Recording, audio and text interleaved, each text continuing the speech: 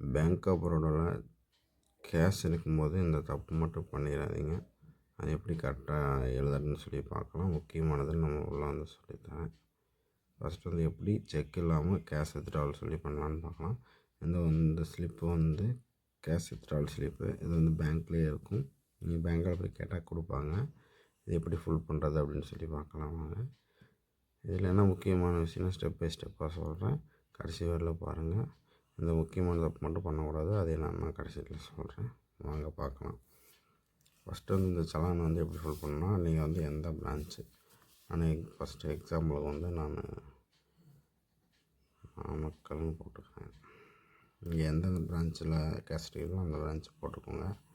போட்டு உங்களோட account number என்னவோ நீங்கள் பாஸ்புக்கில் போட்டிருப்பீங்களா, பாஸ்புக்கில் என்ன அக்கௌண்ட் நம்பர் போட்டிங்களோ அந்த அக்கௌண்ட் நம்பர் போட்டுக்கோங்க. இது ஃபுல்லாகவே வரும். அந்த அக்கௌண்ட் நம்பர் என்னன்னு சொல்லி எடுத்து போட்டுக்கோங்க. கரெக்டாக போட்டுக்கோங்க. போட்டுட்டு நீங்கள் வந்து நான் எந்த பிரான்ச், சப்போஸ் உங்களுக்கு அக்கௌண்ட் வேறு எங்கேயோ இருக்குது, நான் இன்னொரு பேங்க்கில் எடுக்கிறேன் அப்படின்னாலும் அந்த எந்த பிரான்ச்சோ அந்த பிரான்ச்சில் எடுத்துக்கோங்க. ஒரு சில பேங்க்கில் தரமாட்டாங்க. உங்களுக்கு வேறு இடத்துல அக்கௌண்ட் இருந்தால் இங்கே தரமாட்டாங்க. நீங்கள் அந்த மேனேஜர்கிட்ட பேசி தான் எடுக்கிற மாதிரி இருக்கும். அதனால் நீங்கள் பார்த்து எடுத்துக்கோங்க. போட்டு அடுத்து வந்து எவ்வளோ அமௌண்ட் எடுக்கிறீங்க அதை வந்து எழுதணும். இங்கே வந்து பாக்ஸில் பாருங்கள். பாக்ஸில் வந்து ரேட்ஸில் ஒரு 10,000 எடுக்கிறேன்னு எக்ஸாம்பிள். இங்கே எவ்வளோ வேணும் எடுக்கலாம். அது வந்து இந்த பேங்க்கை பொறுத்து தான். எழுதிட்டு இங்கே ரேட்ஸில் 10,000 ஒன்லைன் எழுதிடுங்க.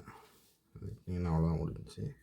அடுத்து பெருசாக எழுதிச்சுன்னா இந்த கீழே கூட எழுதிக்கலாம். இடம் அதுக்கு தான் எவ்வளோ பெரிய இடம் விட்ருக்காங்க. எழுதிட்டு நீங்கள் வந்து பேங்க்கில் வந்து நீங்கள் எப்படி நீங்கள் அக்கௌண்ட் ஓப்பன் பண்ணும்போது கையெழுத்து போட்டிருப்பீங்க இல்லையா, அந்த கையெழுத்து சேமாக போடணும். அது மட்டும் கரெக்டாக போட்டுக்கோங்க. நீங்கள் எப்படி கையெழுத்து போட்டிங்களோ அது மாதிரி போட்டுக்கோங்க. அது மாற்றி போட்டிங்கன்னா உங்களுக்கு கொஞ்சம் ஸ்ட்ரெஸ் ஆகும். அடுத்து வந்து என்னென்னா இங்கே வந்து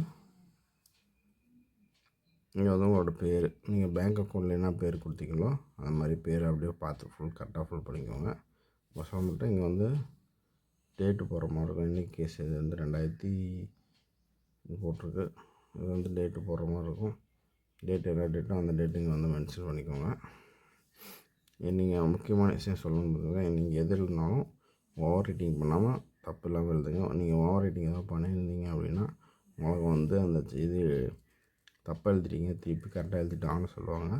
நீங்கள் சப்போஸ் இந்த இடத்துல ஓவர் ரைட்டிங் இப்படி பண்ணிட்டீங்க அப்படின்னா நீங்கள் இந்த இடத்துல இதே மாதிரி கையெழுத்து நீங்கள் போட்டிங்கன்னா அந்த செக்கு எடுத்துக்குவாங்க. ஆனால் அந்த தப்பு பண்ணாதீங்க. நீங்கள் கரெக்டாக ஓவர் ரைட்டிங் இல்லாமல் நீட்டாக எழுதிடுங்க. எழுதிட்டு எல்லாம் ஒன்ஸ் கரெக்டாக செக் பண்ணிட்டு பின்னாடி திருப்பிக்கோங்க. பின்னாடி திருப்பி இதை முக்கியமான விஷயம், பின்னாடியும் அதே மாதிரி கையெழுத்து போட்டுக்கோங்க. கையெழுத்து போட்டிங்கன்னா நீங்கள் போய் இதை வந்து பேங்க்கில் இந்த சான் நீங்கள் கொடுத்தீங்கன்னா ஈஸியாக கேஷ் எடுத்துக்கலாம். இந்த மாதிரி தான் ஈஸியாக எடுக்கணும். எழுதும்போது மட்டும் கவனமாக எழுதிக்கோங்க. இந்த தகவல் உங்களுக்கு பிடிச்சிருந்துச்சின்னா நம்ம சேனல் மறக்காமல் சப்ஸ்கிரைப் பண்ணுங்கள். நன்றி.